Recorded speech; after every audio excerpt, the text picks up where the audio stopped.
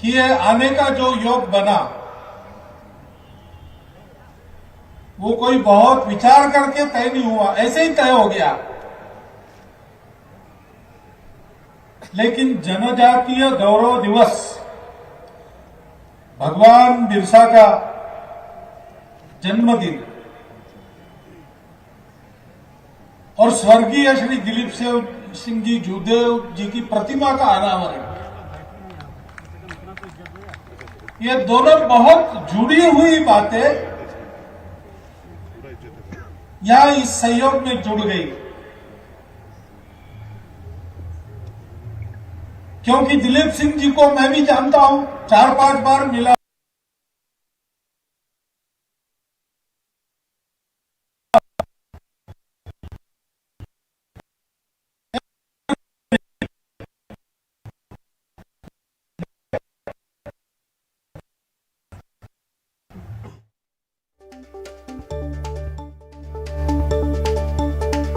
उनके साथ रहा, एक वीर प्रकृति के व्यक्ति, निर्भय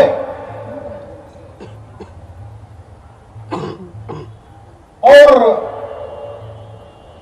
ज्ञान, संपत्ति, सत्ता सब कुछ होने के बाद भी अतिशय विनम्र रहने वाले, ये होने के बाद भी मन का अपनेपन जो नहीं भूले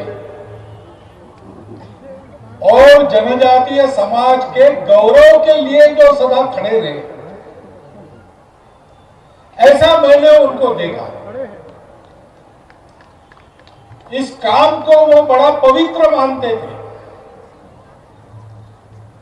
जीवन में जो कुछ बने वो उसका उपयोग इसके लिए किया उन्होंने। लेकिन मैं जानता हूं कि ऐसा कुछ नहीं बनते तो भी वो इसके लिए परिश्रम करते रहते, क्योंकि अपने देश, धर्म, संस्कृति और देशवासियों के प्रति उनके मन में बहुत प्रेम था। हम सबको वह प्रेम स्मरण है। भगवान बिरसा मुंडा को भी इसी प्रेम ने प्रेरित किया हम सब लोगों के लिए संघर्ष करने,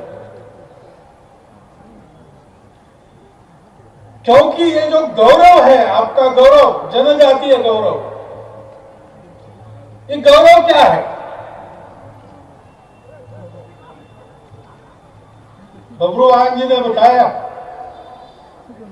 अपने पूर्वजों की परंपरा अपना गौरव है,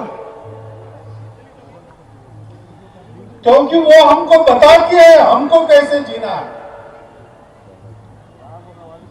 वो हमको एक विरासत देती है, वीरता की, पवित्रता की, आत्मीयता की। जीवन के संघर्ष में हम लड़ सकते हैं, ऐसी हिम्मत देती है। गौरव अपना स्वधर्म है और धर्म के मामले में तो जनजातीय गौरव ही भारत का धर्म गौरव है।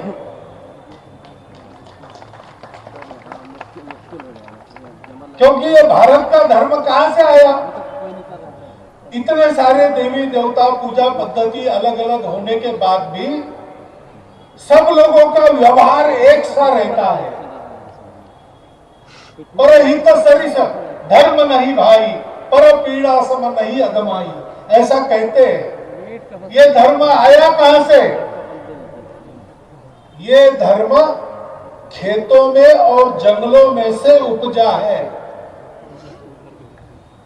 भारत के सभी धर्म भारत को यहाँ के कृषकों ने और वनवासियों ने दिए हैं।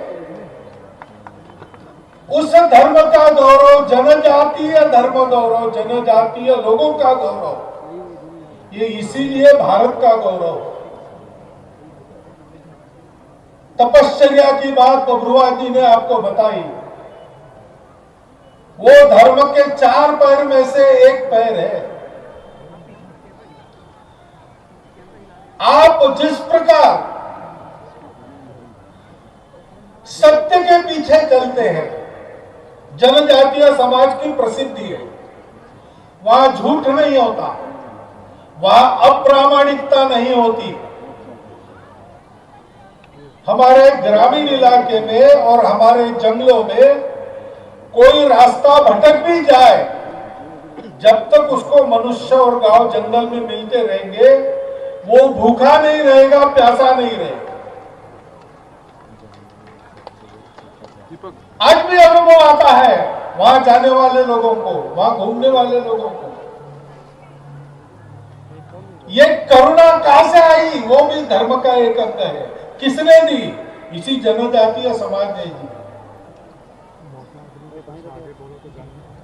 हमारा धर्म सब में पवित्रता देखता है, क्योंकि वो स्वयं का अंतःकरण पवित्र है।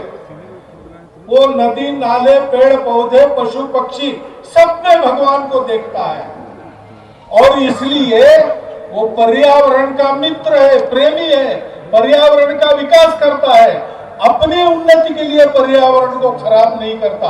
ये किसने सिखाया? सदैव जंगलों में पर्यावरण के साथ रहने वाले, पर्यावरण में अनेक बातों को देवी देवता मानने वाले हमारे जनजातीय बंधु ही। वो जनजातीय धर्म केवल जनजाति का नहीं, संपूर्ण भारत का गौरव है।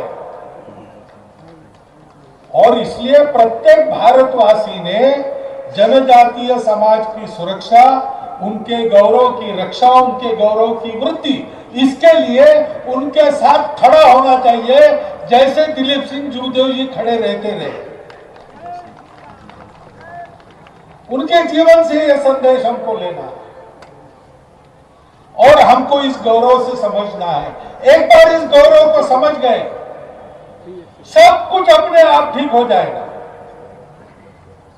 इस गौरव को हम समझे, उसके आधार पर एक होकर खड़े रहे, सत्य के लिए, देश के लिए, धर्म, संस्कृति, समाज के लिए। हमारे पास एक गौरव है, उसकी सारी दुनिया को जरूर है। उसके लिए भारतवर्ष को इस गौरव को धारण करके खड़ा होना है। उस गौरव का परिचय हम करें, हम उसे न भूलें। हम अपने 16 संस्कारों को न भूलें, हम अपने रीति रिवाजों को, अपने देवी देवताओं को, अपने पूर्वजों को, उनके पराक्रम को न भूलें, क्योंकि भूल जाएंगे तो बड़े बड़े पराक्रमी भी निठल्ले हो जाते हैं। सीता जी को खोजने गए वानर वीर, दक्षिण में गए, हनुमान जी थे, जांबवान जी थे, अंगद थे, नल नील थे, एक से एक वीर थे, लेकिन समुद्र तक सीता जी मिली नहीं। अब समुद्र में आगे क्या है? कुछ नहीं। कौन जाएगा, कौन देखेगा? और वापिस भी नहीं जा सकते। काम बताया है, काम पूरा किए बिना कैसे वापिस जाएंगे? उन्होंने सोचा नहीं जाएंगे, यहीं बैठेंगे, अनशन करेंगे, राम नाम लेते लेते मर जाएंगे। बैठ गए, राम नाम का जप करने लगे, राम की कथा बताने लगे। तो वहां संपाति नाम के एक गिद्ध थे, उनके पंख जल गए, क्योंकि संपाति और उनके छोटे भाई जटायु बचपन में उन्होंने सोचा, पराक्रमी लोग थे, बड़ी कल्पना करते थे, उनको लगा सूरज तक जाएंगे उड़ते उड़ते, और दोनों सूरज की तरफ गए। लेकिन सूरज का ताप महाभयंकर होता है, हम इतना दूर पृथ्वी पर है, हमको भी सहन नहीं होता। वो जैसे ही पास गए, जलने लगे। तो जटायु अपने छोटे भाई को बचाने के लिए संपाति ने अपने पंखों का घेरा उसके इर्द गिर्द कर दिया, उसको अपने आगोश में लिया। तो संपाति के पंख जल गए, जटायु संपाति दोनों गिर गए। जटायु गिरते गिरते, पंख थे इसलिए उड़ गया, दूर चला गया। संपाति वहां सागर किनारे दक्षिण में गिर गया। अब बिना पंख का गिद्ध, उसको खाने को क्या मिलेगा? बहुत कठिन स्थिति थी। उन्होंने देखा कि यहां कुछ वानर बैठे हैं और खा कुछ नहीं रही है, तो मरेंगे, मरेंगे तो मैं उनको खाऊंगा तो मेरी भूख शांत हो जाएगी। इसलिए उनके पास चले गए, मरने की राह उनके देखने के लिए पास गए तो राम की कथा सुनी, उसमें जटायु का नाम सुना, तो जटायु का नाम सुना तो गए उनके पास, बोले आप जटायु का क्यों नाम ले रहे हैं, आप जटायु गिद्ध की बात कर रहे हैं, वो तो मेरा छोटा भाई है, उसका समाचार क्या है आपके पास, बताइए हमको। तो समाचार क्या था, समाचार यही था कि सीता जी को बचाते समय रावण से युद्ध करते करते जटायु को वीरगति प्राप्त हो गई, शहीद हो गए, हुतात्मा हो गए।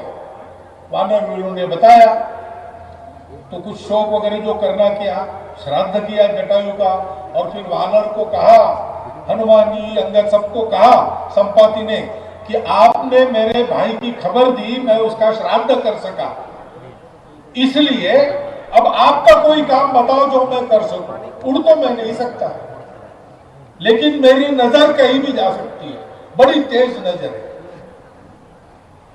तो जांबवानी ने कहा कि देखो भाई, वो सीता जी को खोजने निकले और यहां तक आए, मिली नहीं। एक रावण नाम का राक्षस उनको अपने विमान में बिठाकर ले गया, इसी दिशा में गया है, वो आगे कहीं गया हो तो कहां है बताओ। तो संपाति ने अपनी नजर सागर पार गड़ाकर बताया कि है, उस रावण की लंका है 100 योजन दूर, उस लंका की राजधानी है, उस राजधानी के पास एक अशोक वन है, वहां एक शीशम के वृक्ष के नीचे वो बैठी है सीता जी, मैं देख रहा हूं। तो पता चल गया सीता जी का, सबको आनंद हो गया, लेकिन अच्छे कार्यकर्ता कहीं सुनी पर विश्वास नहीं करते।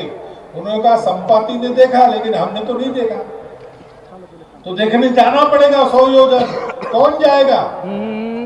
अंगद ने कहा मैं जाता हूं, सबने कहा नहीं तुम राजकुमार हो, राजा को आगे करके लड़ाई नहीं करते, लड़ने वाले आगे जाते हैं, राजा को पीछे रखते, तो तुम नहीं जाओगे। जांबवानी ने कहा मैं जा सकता था लेकिन अब मैं बूढ़ा हो गया, मेरा विश्वास नहीं है। नल ने कहा मैं जा सकता हूं लेकिन फिर वापस आने की ताकत नहीं रही। नील ने कहा मैं जा सकता हूं लेकिन बीच में एक हार्ट चाहिए, अब समुद्र में कहा हार्ट नहीं। तो सब लोग खोजने लगे हनुमान जी को। हनुमान जी मुंडी नीचे करके एक पेड़ के नीचे बैठे। तो जांबवानी ने कहा अरे भाई राम का काम है, तुम क्यों ऐसे बैठे हो। हनुमान जी ने कहा मैं क्या कर सकता हूं, आप बहुत सीनियर लोग हो, सब एक से एक, आप नहीं कर सकते तो मैं क्या कर सकता हूं। तो जांबवानी जी को ध्यान में आया कि ये तो अपने आप को भूल गया, इसको अपना गौरव पता नहीं। तो जांबवानी जी ने हनुमान जी को उन्हीं की कथा सुनाई कि कैसे तुम बचपन में ताकतवर थे, जन्मते ही तुमको लगा आसमान में कोई फल है, सेब है, सूर्य को देखा तुमने और तुम चल पड़े सूर्य की ओर, उसको पकड़ के निगलने लगे, सूर्य डर गया, चिल्लाने लगा, तो सेनाएं आई देवों की, लड़ाई हुई, सबको तुमने मार के पछाड़ा, तो इंद्र ने अपना वज्र चलाया, तुम बेहोश होकर धरती पर गिर गए, तो तुम्हारे पिताजी वायुदेव वो गुस्सा हो गए, उन्होंने चलना बंद कर दिया, तो सबकी हवा टाइट हो गई, हवा बंद हो गई। तो सब गए वायुदेव को प्रसन्न करने के लिए, उन्होंने तुमको फिर से होश में लाया और सब देवों ने अपनी अपनी शक्ति तुमको दे दी, तो तुम नहीं कर सकते ऐसा कोई काम नहीं।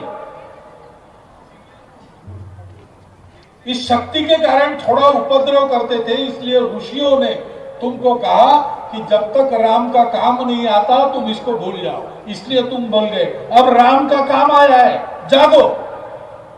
तो हनुमान जी को जब याद आया अपना गौरव, अपना परिचय, तो याद करने से ही पहाड़ जैसे बन गए और फिर एक ही छलांग में लंका में पहुंच गए। रास्ते में मेनाक को नीचे बिठा दिया, सुरमा के जबड़े में से निकल आए, शिविका को मार दिया, लंकिनी को बांध दिया, लंका में जाके सीता जी को खोज लिया, राम का संदेश